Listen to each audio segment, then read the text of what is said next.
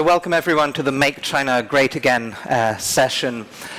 If we'd been talking about this topic last year, we'd have been talking about this in a context of challenges to China, even a context in which China was really on the back foot, that economic growth and confidence levels among investors and consumers were at their lowest levels since the post-Tiananmen period, that China was falling behind on AI, that we were looking at a growth trajectory for China that was going to mean that it never surpassed the United States as the world's #1 economy.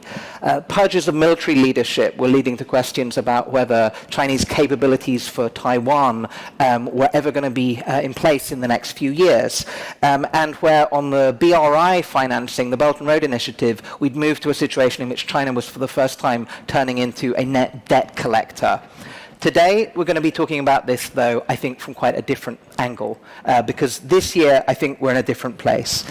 We're talking about a context in which China thinks that it's successfully pushed back against the US tariffs, in part by utilizing the dependencies of the United States and others on critical raw materials and other Chinese products. We're talking about the DeepSeek moment for China on AI. And we're talking about a context on China and Russia where Xi Jinping's decision to back Putin's war, he thinks he's now emerging without having paid a real price at all. All of this arguably reinforcing his view about hardening the Chinese economy and society for struggle. Now, we have a fantastic panel to discuss all of this today. This mix of vulnerabilities and confidence on the Chinese side, dynamics inside China, and how Europe and the United States are responding to it.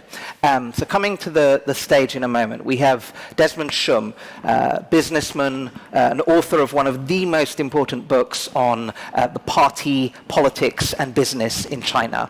We have Miriam Lexmann, MEP, who is in a number of the most important parliamentary delegations and committees on China, on the United States, on foreign affairs, and on trade. We have Brad Setzer from the Council on Foreign Relations, formerly of USTR, formerly of Treasury, NEC, and who brings to this discussion, I think, a fairly rarely unique level of depth on both the European and the Chinese economic landscape. And finally, we have Dan Twining, now President of IRI, formerly on the Secretary of State's policy planning staff, advisor to Senator McCain, and most importantly, a former director of GMF's own Asia program back in the day. Welcome, all of you, to this discussion. I'm going to begin with Desmond on this, with the first question. What is it you think right now that people need to understand about the situation in China today? And most importantly, how does Xi Jinping look at it? How does Xi Jinping look at the domestic landscape in China, the international picture, when he gets out of bed in Zhongnanhai in the morning? So I'll try to step into his shoes and try to be quick, because it's a laundry list of things. I think first of all, understand Xi Jinping, understand the party, is where are the priorities? I think number one is his personal control. What's his political standing within the party? Second is control of the party's control of the country. The third one will be domestic situation and governance. The last one actually internal cascading importance. The last one will be international actually. So if you look at where he sits, China sits, and where he sits at the moment, I think that politically within China, he's run some challenge. His control of the party seems absolute. There is no visible rival within the party and then in the political landscape. And then you look at the parties of the control governance issue. That is an issue because he's run his anti-corruption campaign since he came in 2012. Last year, 2024, it's actually the most officials has been arrested and punished over the past decade. And so obviously corruption continues to be an issue. And then because of this continuous arrest and of officials and cadets across the country, intentional non-performance and willful willful non-performance and then they're not. It's a real issue. It's like people are basically they call it 躺平, right? Life threat. The officials, and then that's impeding his policy implementation. But then you look at the economy. I think the economy in China, the state on the ground, that's actually, from what I learned, it's pretty dire. It's not going well at all. Unemployment it's a major issue, especially for the youth employment, as many of you probably have heard. And then lastly, societally, but I think that's not an issue because the control of the party on the entire society is so absolute. He's continues to tightening, sort of pushing through foreign education, censorship, and so the civil society is gone. I mean, I used to own NGOs in China that had been shut down a long time ago. So I think domestically that's where things sits. I think internationally, obviously, I think sitting from where he sits, I think probably he will see West is distracted, divided. His bets on Russia, it seems very risky when they first started. Now is the bet maybe turning out not so bad, and then Russia has become a sort of a brother in arm, and it is a struggle against the West, so to speak.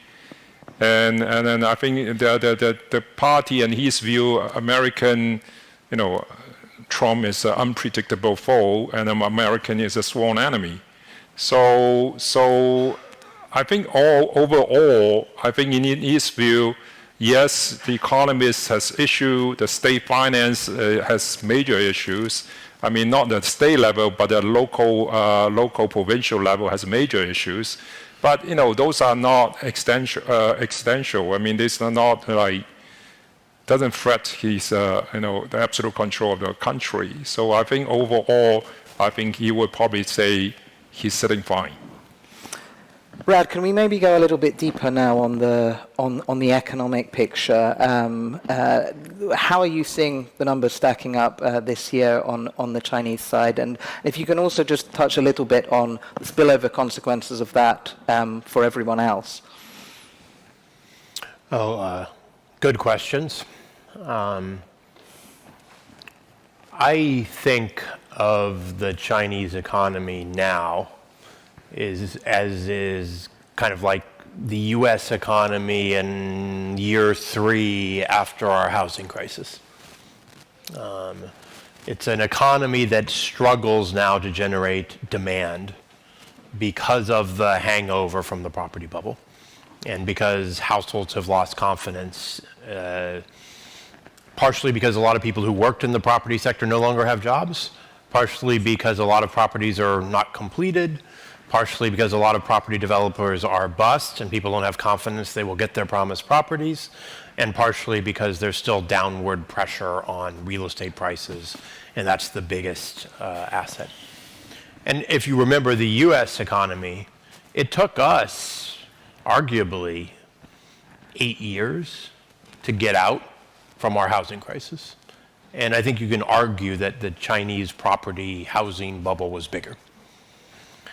So the economy has relied on stimulus. It's grown a little bit recently because there was a loosening of policy last year when it looked like local government finances were going to drag the economy down. And it has grown because President Xi has directed an enormous amount of credit at the manufacturing sector. So if you look at investment in manufacturing and you plot it against investment in real estate's down, investment in manufacturing is up with basically the same trajectory. And you see that. I mean, China has, since the property bubble burst, it's basically invested to build an electric car industry that is now capable of meeting all Chinese auto demand, 25 million cars a year. That is extraordinary. There's still new steel plants being built in China, even though China has the capacity to make 55 or 60% of the world's steel, and steel demand is going down. That has helped keep the economy up, And because the financial system is very state-controlled, and Liu He, before he became the famous counterpart to Bob Lighthizer in the trade negotiations, was a leading financial figure in China, and he did crack down on the shadow banking system to put the system on a stronger footing. But because it's been state-controlled, it has been able to chug along without a Lehman moment, without any moment of crisis.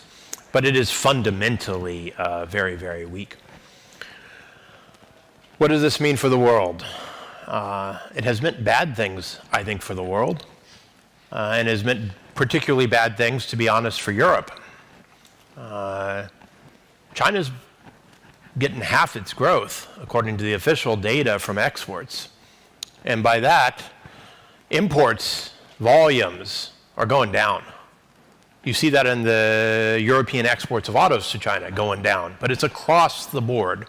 Import volumes are shrinking, which is usually a sign of an economy that's shrinking, but there may be some import substitution. And exports have been doing, and continue, frankly, to do remarkably well. Export volumes were growing between 12 and 15% before the tariffs. They're probably growing 10, 12 now, year over year. That's great. Global trade is growing at 3%. China is doubling or tripling global trade, its global export performance. And that has basically been propping its economy up. But it has meant that any manufacturing economy that needs to sell to the global economy has faced pressure. Particularly, I would say, Europe, some of the manufacturing sectors in the emerging world, a little bit less, actually, the United States, partially because Trump really did protect parts of the US market. We don't have the pressure on our automotive sector because we just don't import cars from China, but also because we're the least export dependent of the major economies. But China's, after being a locomotive for the world economy during the period, particularly for the commodity parts of the global economy, during the period of its property market boom, has become, my view, a straight-up drag on the rest of the world's growth. Thanks. That made me sound a little bit like Donald Trump, because maybe he has a point on this. Thanks, Fred. Continuing our sort of grand snapshot tour to get us going, Dan, I'd like you to touch on how you're seeing the security landscape in the Indo-Pacific in a China context. And I mean, with IRI, with its huge global reach and network, what are you seeing in the kind of global dimensions of the competition? Thanks, Andrew. Congratulations to you and Alexandra and the whole GMF team for this 20th. I was here for number 1. I've missed a few, but congratulations. This is terrific. So the picture in... I'm glad you didn't ask me first about US policy, because I think it's still unclear. We'll come to that, yeah. Okay. The picture in Asia is quite interesting. Countries for sure are hedging. US alliance relationships, actually, including under President Biden, and I think from the first Trump administration and continuing on, in many ways, US alliance relationships in Asia have grown stronger. If you look at the actual alliance activity between the US and Philippines, the US and Japan, the US and South Korea, this is very encouraging. US-India strategic ties have grown stronger. Countries are making their own bets. They also, though, I think, are hedging against a world in which America retrenches, which is an instinct not just, I think, of elements in the Trump coalition, but that was there during President Obama's tenure and President Biden's tenure. I worry about the US sending mixed signals that produces a nuclear cascade, that Japan or South Korea feel like they need to develop nuclear weapons for self-help. A great reason for US engagement and leadership is to prevent that kind of outcome, to essentially prevent what happened in Europe before 1945 happening in Asia with kind of arms racing and balancing. China is taking advantage of the current moment. The US is sort of fighting a culture war with itself at the moment. I think we're a little less focused on strategy than we should be. At the same time, the Trump administration, I know we'll have more time to talk about this, they actually want to diminish the US responsibility set in Europe and the Middle East in order precisely to deepen our engagement in the Indo-Pacific to counter the Chinese challenge. The last thing I would say about this for now is that the Chinese challenge is global. It's not a challenge for the United States and its Asian allies to sort out on their own because it's geographically limited. Some of China's greatest penetration, in terms of political and economic leverage, has occurred in Europe, has also occurred in the Western Hemisphere. So sometimes in talking with European friends, we get the impression that, there's a division of labor, right? The division of labor doesn't work with China because it is very globally ambitious. It is using the full suite of political and economic and ideological instruments to penetrate and insinuate itself into the politics of many, many, many countries, including ones that don't appear hugely strategically significant. That includes right here in Brussels, where it's working very hard to co-opt members of the European Parliament. That includes in many national capitals. China's business proposition is not simply a business proposition. There is a political set of there's a set of political calculations that comes with China's economic engagement, including in Europe. And I know Miriam is very clear-eyed about this. I hope more of our European friends and allies are very clear-eyed about the total Chinese package and why saving 10% or buying this from China rather than making it at home actually produces a serious detriment to economic and national security. Okay, I'm going to come back to you to prod harder on the pivot and the Trump administration question. But Miriam first, exactly to Dan's point, how have you seen the China debate in Europe change in even the last few months in light of the kind of new global context that we're navigating? And how do you see the landscape that everyone's been describing being dealt with now on the European side? Yes, thank you very much, and thank you for inviting me as well, and thank you for doing this for 20 years. It's very important to have this transatlantic debate on how to handle difficulties in the world and make the transatlantic relations great again. Maybe I will start from a picture from 11 years ago. 11 years ago, after Russia has annexed Crimea, the heads of states of the EU member states have decided that our dependency from Russia, or energy dependency from Russia, is a security and economic threat, and we should lower it. No one took this decision seriously. No one. We built Nord Stream 2. We increased our dependency, energy dependency from Russia. And today, I think it's very relevant to ask if we have done what we agreed to do, what is serving a purpose for serving the citizens of the EU member states, if we would be challenging and if Ukraine will be today against this Russian aggression. And I think this question needs to be asked. Okay, we can say it was a naivety that time with Russia, but I'm afraid we do exactly the same today with China. Exactly the same, and we can no longer call it naivety because we already have an experience failing in knowing what is right and not doing that. Because the heads of states, again, in many resolutions and declarations and conclusions of the summits, have declared that our dependency from China is an economic security threat.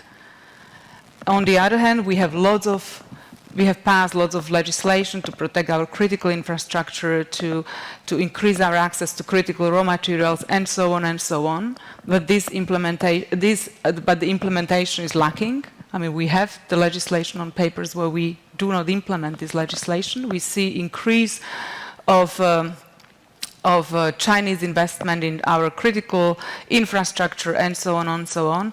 We have, for example, one example, digital infrastructure, 5G. In some countries, 90% is operated by Huawei. We have Finland, which is the only producer, Nokia is the only producer of 5G, and they also have part of the network provided by Huawei. And no one is questioning how and why, and how this is in line with our policies. I didn't want to put the blame on Finland. I just wanted to use this as an example, because we can name many other countries where even Slovakia, where there are more and more Chinese investments, and no one is checking these against the EU law.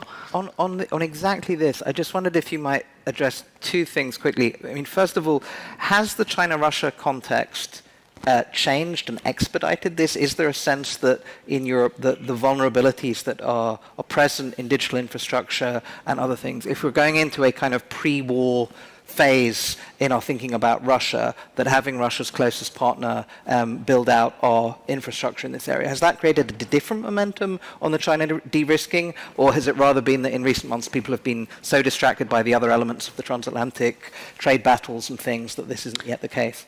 I think there was a moment where it created a kind of thinking period at the beginning of the war, which was after COVID, which also kind of show us the dependency on China might be a risk or is a risk. But unfortunately today, among the debate of our economy stagnating, the competitiveness problems, and so on, somehow we fall in the trap that, and I even hear this argument, which logically it's very difficult to capture, that we should deepen our interdependency with China because that would increase our leverage over China. This is the answer of what we are doing at the moment. We see increase of Chinese diplomats circling around the parliament. China has done this maneuver that they have lifted sanctions from the MEPs, which was imposed a couple of years ago. I was one of them, just to create the kind of friendly atmosphere and practically capture us in thinking, okay, I mean, they have lifted the sanctions, maybe they have changed their attitude. When the sanctions were lifted, I said that I want to be invited to the Tiananmen Square to the live flowers to the victims. In that case, in that moment, I will understand that China means it seriously that they have lifted the sanctions, that they practically realize that what we were saying in terms of human rights, the worsening situation of human rights, in terms of their pressure on Taiwan, in terms of increasing the risk, and in terms of illegal pressure on our economies, that it was right.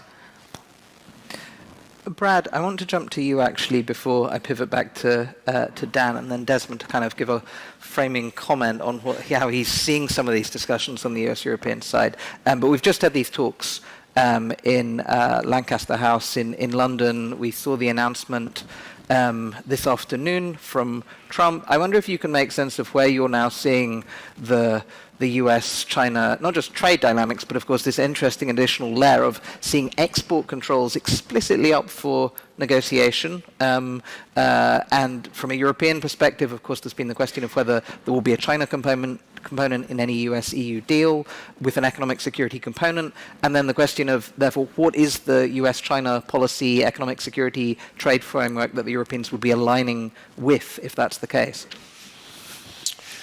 Well, it seems like we're winning so much that the American people are going to be begging us to stop winning because we just can't take it anymore. Isn't this the best deal that America has ever struck with China? I don't think there's any there. The U.S. overshot on the tariffs. It went to 145 without thinking about it.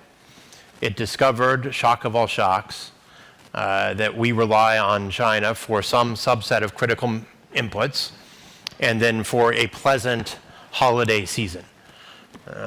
We are almost 100% dependent on samarium, which is used for fighter jet radars, and for artificial Christmas trees on China. Both were matters of great importance to different parts of the American public. And frankly, I think the deal was the U.S. walked back, and since China has said that their tariffs were only in response to our tariffs, they walked their tariffs back. China did a pretty good job over the past 5 or 6 years in anticipating and preparing for a new trade war. So they developed a set of tools that were beyond the tools that they deployed in 18 and 19, leverage points. One, just as an example, not taking delivery of Boeing aircraft. Not giving orders is a classic Chinese tactic, but not taking delivery, that was new. Now that one didn't have that big of an impact because neither Airbus nor Boeing can supply enough aircraft to meet demand right now. There were other takers. But China has developed and it consolidated state control over the rare earths industry and developed a system of export controls, very much modeled on the American system of export controls around its control of rare earth materials and permanent magnets that it rolled out and used in a way that gave it leverage. And so I think for the first time, the US has entered into a negotiation over export controls, which historically the US has been unwilling to do. Export controls are matters of national security. We don't negotiate national security with our adversaries. My guess is we've just changed that. Is there something that Europe can align with? I don't think so, because I don't think there's anything that is truly coherent right now in the US approach. Moreover, I don't think it is clear that the US at this moment in time, and to be clear, I think this is a horribly mistaken policy, but I don't think the Trump administration is negotiating with Europe to get alignment on policy towards China. I think they are negotiating with Europe to get acceptance for a higher level of tariffs on Europe and to get some additional sweeteners that Trump can sell as a victory, particularly since he doesn't seem to have gotten anything meaningful out of this negotiation with China, other than maybe acceptance of some tariffs. Dan, do you agree with that? Because, one of the questions on the European side has been, there's a US consensus that is emerging on China. This will lock in even with the Trump administration. There's going to be some core areas where there's real continuity on all of this. And so there's a long-term bet in the transatlantic relationship on something that looks like a China strategy with important modulations, but basically a roughly similar framework. In your initial comments, you seem to suggest that, yes, that was the case. Some of the anxiety on the European side about this being a spheres of influence world and US-China deals and things was misplaced, that it was a hard pivot to the Indo-Pacific that we should be focusing on. Are you saying that the Europeans, despite some of these modulations, the underlying trajectory with the Trump administration is clear? It's not clear. Here's the thing. In the last session, which was very interesting, there was a debate about multipolarity v. unipolarity. Is the US in decline? Who's rising? The US share of global GDP in 1980 was 25%. The US share of global GDP in 2025 is 25%. China's rise has come out of the hides of Europe and Japan in particular. Now there's a rise of the rest phenomenon here as well that includes India and Southeast Asia and the Gulf states. But in just relative terms, the losers from China's ascendancy have actually not been the United States, just in terms of the numbers. It's been the other big industrial economies. So I think from a European perspective, there is a self-interest in Europe in aligning with the United States. The West and our allies, Japan, Australia, etc., produce over 2/3 of global GDP. We control valuable technology and economic and geographic and energy resources. Together we can outcompete China any day of the week, right? I don't think we should try to do it separately, however. The Chinese would like us to make a bunch of separate pieces with them. This has been their strategy in Europe for many years, which is what produced the 16+1 and some of the fracturing. I don't think any of us want to take on the Chinese juggernaut alone, whether that's with respect to trade and investment, whether that's with respect to technology, whether that's with respect to supply chains. We have inordinate strategic advantages when we work together, and so my sort of gentle critique of Washington right now would be, our allies are our great source of strength. Our Chinese adversary understands that, which is why they have a policy of dividing us from our allies. They have a very concerted strategy of dividing us. If every country tries to go out and run a trade negotiation with China to try to get the best little deal it can get for itself, I don't think we succeed. Now, China has significant liabilities. Desmond mentioned them. I would just like to point out in the AI race, It was recently the 36th anniversary of Tiananmen Square. The Chinese internet and AI algorithms censored the numbers 6 and 4 in the run-up to Tiananmen Square. I'm sure you grew up in Hong Kong. If you looked up umbrella or sunflower, which are the names of two revolutions in Hong Kong, you would not be able to find those terms. I'm very interested in the prospect that China is going to outcompete us as long as we believe in the fundamentals of free enterprise and free institutions, and China runs a totalitarian project that prevents free information from flowing, including within its own country. Desmond, when you hear this kind of snapshot on the US and European side, what do you think people are not getting? Where do you see the weaknesses? And I mean, you've been in a number of the people in the Trump administration as well. You've testified on the Hill. You know the US side, and you're based in Europe now. You have a good overview of that. What do you think people, back to your initial presentation, your opening comments, what do you think the most important things on US and European policy that people are not internalizing yet? I think two things come to mind. One is, I mean, I have a lot of European friends. I mean, it seems to me a lot of time the European lost sight.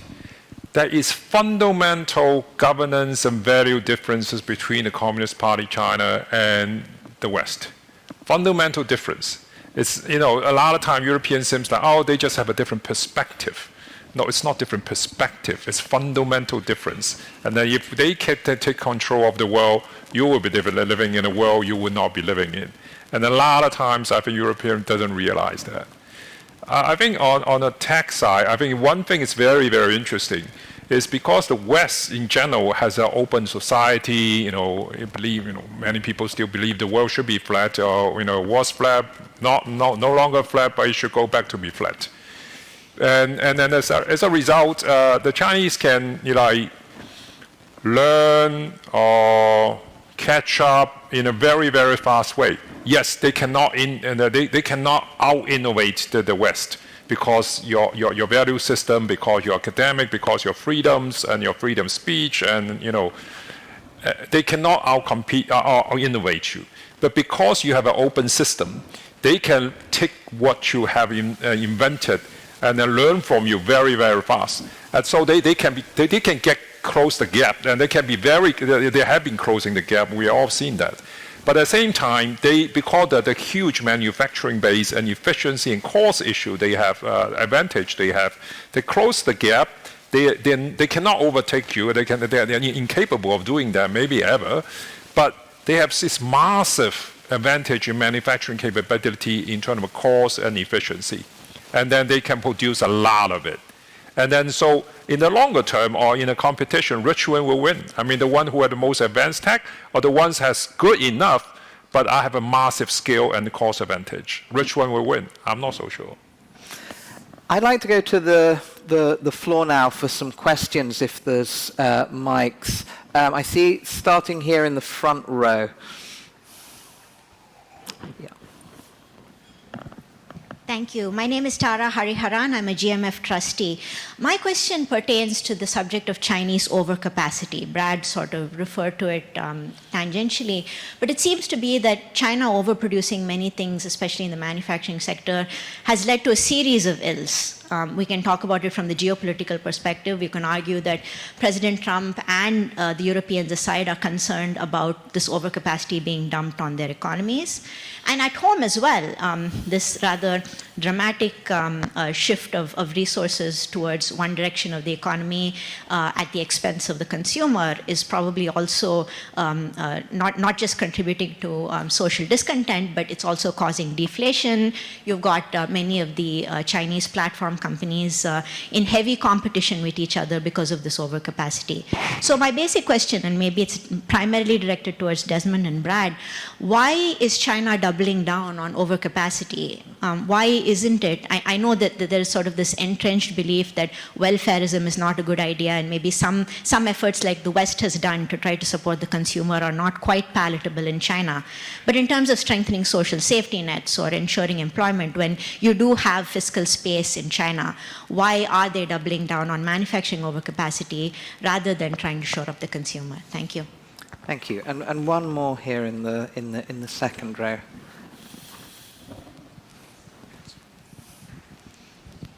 Hi, Michał Baranowski with the Polish Ministry of Economy. Question to Dan, maybe. So, do you think that the current U.S. policy incentivizes Europeans to cooperate with U.S. on China? And what advice would you give the governments to speak to the U.S. administration on this? Thanks. All right, I'll come back to the panel now. I'd also that was one of the questions I was going to ask you initially, Miriam. You were in DC for some of these conversations quite recently as well with some interesting people in the administration on this. So if you can take that one, and Dan, but if we can begin with both of you touching on the overcapacity question, maybe Desmond to start. I think the overcapacity question is actually I think you need to take into the traditional history into perspective. So from day one, the founding of this China in 1949, what's Mao said? Well, Mao stand on a Tiananmen Square and look out and say, well, if we have if I can see Cheney across Beijing, I will be very happy. I mean, he actually say that, and that's so that's their perspective, like of industrialization and all that. So, and then especially since '78, the catch-up, and also like how the country grow up and then internal wealth and everything is by investing heavily into manufacturing. So there is a culture and history and tradition of that. And then together with that, why it's so hard for them to snap out is their entire bureaucracy infrastructure is built around that. So certain ministry, everything need approvals of multiple approvals from Chinese government. Right? In my book I wrote about, I did a project, I need 163 approval and 163 seals. So the bureaucracy is built in such that they have an intrinsic interest of keeping the system, because I'm a bureaucrat, I'm sitting on this, I'm giving this approval. There's a lot of self-interest in that. So that infrastructure has built over decades. So if you even besides Chinese government never thought about prioritizing the general public in the welfare, that's just philosophical issue. It's just the infrastructure, or the bureaucratic infrastructure, just built and over the decades. It's very hard to change. It's very hard to move. And that, I think, is very, very important. It's not just one person or one, Xi Jinping switching his mind. It's like the entire infrastructure of the bureaucratic infrastructure doesn't support that. It's built for a different purpose, and it's continuing on. Brad, any other comments to that? You can make an argument that Chinese overcapacity reflects the decentralization of Chinese government. Every province, every city wants its own steel mill, wants its own EV company, wants its own solar PV photovoltaic factory, and the net effect is that China builds more capacity than its domestic market can absorb, and the most successful companies sort of go out. You can also make an argument that Chinese overcapacity reflects centralized policy decisions. President Xi has at times been fairly explicit that overcapacity that gives China control over the productive inputs of key sectors creates leverage, that he wants a fully autonomous Chinese manufacturing supply chain. And if that means that China is overproducing, so be it. It's a tool of national power. It is the most important national priority is to catch up in all sectors without creating or giving up leverage points in old sectors. And so when you combine those two impulses, I do think you get a set of problems for the world. Problems that, in my view at least, are augmented by the fact that China's own internal economy is weak, China's exchange rate is weak, so it is very hard for market economies to compete against this surge in production. Okay, both of you to close out then on the transatlantic question. Miriam first from Mikhail. Yes, I was in the U.S. two weeks ago with a delegation of the Interparliamentary Alliance on China, which is a kind of informal platform for members from different parliaments across the world, mainly democratic parliaments, which see China as a threat and risk. And the debate was mainly, I think the message maybe is not that clear, especially when we listen to President Trump, but the message from the US is that if Europe will come with a proposal where we can address China together, that will be a kind of good negotiating point of view on the tariffs too. And I see there vast possibilities like working on the access to critical raw materials, working on digital security, security of data, genomic security, and so on, cybersecurity. And I think this should be part of the discussion of tariffs. And especially critical raw materials, when we see now today the cutting of the export and the possible impact when China is using our dependency very clearly. I think this is the area where we need to discuss. I hope this will be also discussed at the NATO summit as a part of the dual-use purposes investments, because I believe the critical raw materials should be part of the dual-use. So that's one part of the story. The other part of the story is, I think it's very important that US understands that we cannot kind of divide the problems that Europe, you deal with Russia, and we will deal with China. Because the axis of evil, which is growing, is a threat, and we have to address it together. After all, China is enabling Russia to wage the aggression against Ukraine, and we have to see it. They are partners in the war, and we have to address both together. And I think this is the very clear message which I believe needs to be understood across Atlantic. Dan, to wrap us up. It's a great message. Michael, it's much easier not to be in government and to offer suggestions than I know it is to fly to Washington and try to execute on them. Look, everyone here needs to understand the China equation is not simply one for the United States to manage in kind of a military sense. The Chinese Communist Party wants to overthrow the world that the West built. They want to make it impossible for us to enjoy freedom of speech and assembly, not just in China, but all over the world. That's why they sanctioned Miriam and me personally. I'm very flattered to be 2 out of your 5 up here have been sanctioned by the Chinese Communist Party. What does Europe need to do? Europeans need to, I think, help publicly redefine the contest as one that is a contest of technology, of innovation, and of ideology. Europe has a lot to offer in that competition.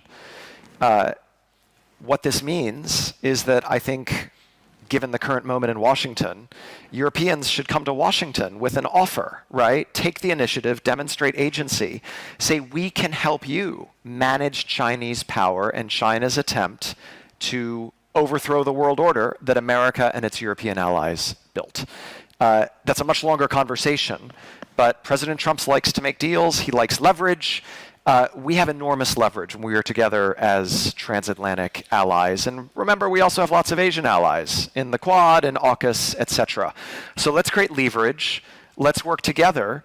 And let's make sure that Europe does not become more dependent on China, which makes Europe a less relevant strategic partner for the United States.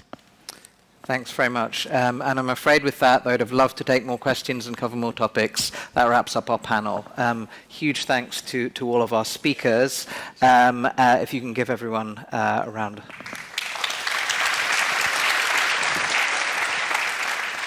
Now, before everyone goes, we're actually just about to do an additional session. Over the next 2 days, you will see a series of very short spotlights that we're doing with GMF experts and alumni.